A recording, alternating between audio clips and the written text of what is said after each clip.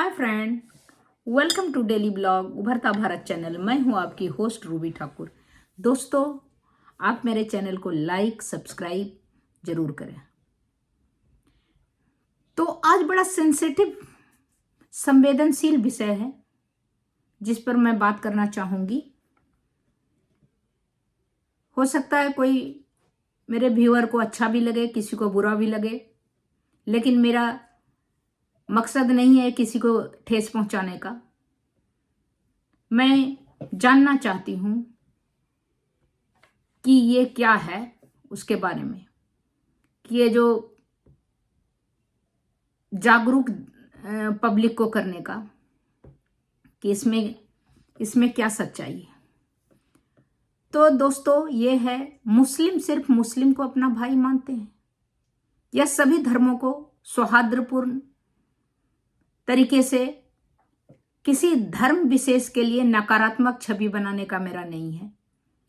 खाली मैं ये जानना चाहती हूं कि क्या मुस्लिम सिर्फ मुस्लिम को ही भाई मानते हैं या हिंदू, ज्यूस, ईसाई, सिख, अन्य धर्मों को भी भाई मानते हैं। क्या भारतीय मुस्लिम भी या दुनिया के सभी जगह के मुस्लिम? भारतीय मुस्लिम पूरी दुनिया के मुस्लिम को भाई मानते हैं, क्योंकि मैं देखने को मिला है दर्द कि फिलिस्तीन में हो रहा है तो उसके लिए भी ये लोग आवाज उठा रहे हैं। लेकिन अभी जो पहलगांव में घटना हुआ, जो टूरिस्ट है जो ऐसे ही एंजॉय करने गया था, उसको धर्म पूछ के उसको मारा गया, बेरहमी से कत्ल किया गया। 3 दिन शादी हुआ था, बच्चों बीबी के उसके सामने में। तो उस पर किसी ने उसमें नारा नहीं बुलंद किया कि पाकिस्तान को या आतंकवादी को पकड़ के मारो, ये करो वो करो। और बहुत जगह कश्मीर में बहुत मीडिया में देखने को मिलता है कि हमारे एक मारे गए। मतलब है कि डिफरेंसेस कर रहे हैं। मुस्लिम मतलब हो गया कि आपका हो गया, बाकी जने को आप नहीं समझते अपना। तो अपने पड़ोसी हिंदू, ईसाई, सिख, अन्य धर्मों से दूरी बना लेते हैं क्या?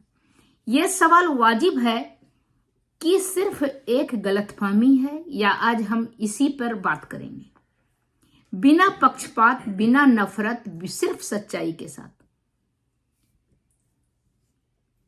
इतिहास से शुरुआत करते हैं। भारत में मुस्लिम का आना मुगल काल के पहले से हुआ था। बहुत से मुस्लिम संत, सूफी, आम लोग हमेशा से हिंदू मुस्लिम भाईचारे से के बात करते आए हैं। उदाहरण स्वरूप कबीर, रहीम, रसखान जैसे कवि जो हैं, रसखान जैसे कृष्ण के भक्त थे। ऐसे जैसे लोगों ने धर्मों की सीमा को पार कर दिया था। मुस्लिम उम्मा का मतलब है पूरी मुस्लिम कौम का एक समुदाय। इसका मतलब ये नहीं है कि दूसरे को दुश्मन समझना, बल्कि यह धार्मिक एकता का भाव है। भारतीय मुस्लिम की सामाजिक स्थिति क्या है? भारतीय मुस्लिम पड़ोसी हिंदू, सिख, ईसाई के साथ सदियों से रह के भाईचारा निभाया है। कई मोहल्लों में ईद, दिवाली साथ साथ मनाई जाती है। मीडिया और सोशल मीडिया पे जो कुछ फैलाए जा रहे हैं, नकारात्मक भी होता है, लेकिन कुछ उसमें सच्चाई भी है। हर धर्म में कुछ कट्टरपंथी होते हैं, दूसरे के प्रति नफरत फैलाने का कोशिश करते हैं, लेकिन ये राजनीतिक धार्मिक फायदा उठाने का भी कोशिश होता है। शिक्षा, संवाद, मिलजुल के रहने से भ्रांतियां दूर होती है। हर इंसान को पहले इंसान समझना चाहिए, धर्म बाद में आना चाहिए। लेकिन क्या है कि सवाल उठता है कि संवेदनशील और भावात्मक है कि पहलगांव का घटना हुआ, वहां पर एक पुजारी की भी हत्या कर दी गई। तो गंगा जमुनी जो तहजीब है, वो भारत की आत्मा है, उसको बड़ा झटका लगा। इस बार किसी सैनिक का नहीं, आम पब्लिक का धर्म पूछ के, कलमा पढ़ा के वो किया गया। या तो षड्यंत्र है, आतंकवाद, या और दूसरा बात, आतंकवाद अगर आया तो जितना भी प्लानिंग बना अपने में ही गद्दार है, तभी उसको प्लानिंग करने के लिए यहां पर प्लान करके वो सारा रेकी करके किया है सारा काम। तो अपने मिले हुए हैं, जब घर के ही दुश्मन होंगे तो बाहर से क्या गिला है। पहलगांव में, कश्मीर में शुरुआती रिपोर्ट बताता है कि धार्मिक के पहचान के आधार पर निशाना बनाया जाता है। अब तक जानकारी में भारत में जो गंगा जमुना तहजीब का कहा जाता है, हर आदमी, भारत हमेशा हर मजहब का घर रहा है। काशी में मुस्लिम बुनकर रहते हैं तो अजमेर में हिंदू चादर चढ़ाते हैं। लेकिन जब ऐसे हमले होते हैं तो सदियों से चली आ रही सांझी विरासत पर सवाल उठने लगते हैं, डर और भरोसा टूटने लगता है। इस तरह की घटना सिर्फ एक व्यक्ति को नहीं मारती है, यह समाज का भरोसा तोड़ती है। लोग एक दूसरे से डरने लगते हैं, मिलजुल के रहना मुश्किल हो जाता है। चाहे दर्जी का वो जो था, एक नाई, वो बगल में जो ब्यूटी पार्लर थे, उसके बच्चे को उसने गला काट दिया। वहां पर आप देखिए एक टेलर है, उदयपुर में टेलर को ये कर दिया। तो इस तरह करके ये हमले किसी धर्म से नहीं, कट्टरपंथ से नहीं, असली दुश्मन कौन है इसमें, चाहे वो किसी मजहब को हो, आतंक का कोई धर्म नहीं होता। इन घटना का जवाब पूरे समाज को मिलकर देना चाहिए, शांति और एकता के जरिए। समाधान क्या है इसका? सभी धर्मों के सच्चे अनुयायी एक साथ आए, आतंक को खारिज करें, सरकार से सख्त कार्रवाई की मांग करें, और जो सोशल मीडिया को है उस पर ध्यान कम दें। अगर आप चाहते हैं कि गंगा जमुना तहजीब फिर से जिंदा हो,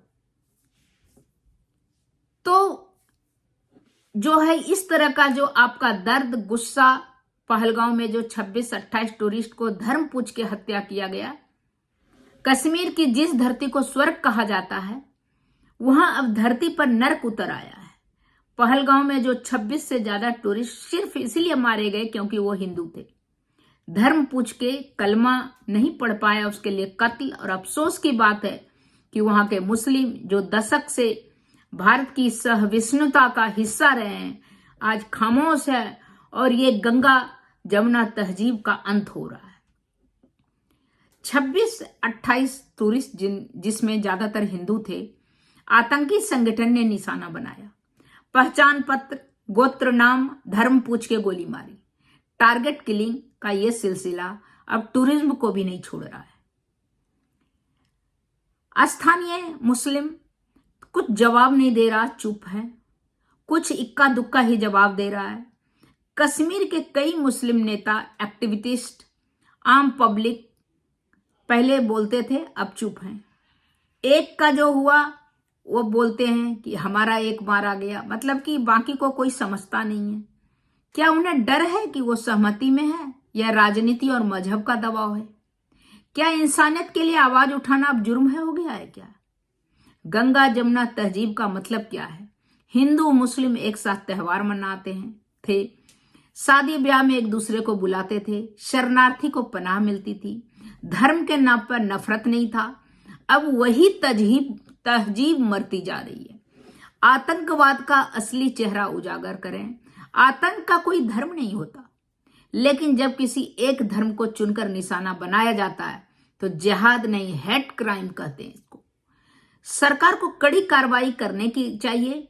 समाज को मजहब के ऊपर उठ के इस बर्बरता का निंदा करना चाहिए, सभी को मिलके। मुंह छुपा के हम नहीं जानते हैं कितना पत्रकार पूछता है, लेकिन वो कुछ नहीं, हम नहीं जानते हैं। तो ये करने का मतलब बहुत ही बुरा है, और ये जो है इस पर निंदा करें। अगर अब भी हम खामोश रहें तो कल किसी और धर्म का नंबर होगा। इंसानियत के लिए आवाज उठाएं, धर्म के नाम पर खून बहाने वालों को समाज से बहिष्कृत करें। पहलगांव में जो हुआ वह देश के हर इंसान पर हमला है, और अब जवाब देना होगा कानून से, सच से और एकता से। तो इस तरह करके पहलगांव नरसंहार में क्या हिंदू होना गुनाह था क्या? धर्म पूछ के हत्या, गंगा जमुना तहजीब को शर्मिंदा करना था क्या? कश्मीरी मुट्ठी भर बोल रहे हैं, बाकी चुप हैं, क्यों? ये सवाल दोस्तों आप लोग भी को भी कुछ लगता है तो मेरे कमेंट बॉक्स में लिखिए। तब तक इतना ही, फिर मिलती हूं अगले कुछ न्यू इंटरेस्टिंग टॉपिक के साथ। अब मेरे चैनल को लाइक सब्सक्राइब करना ना भूलें। तब तक इतना ही, नमस्कार।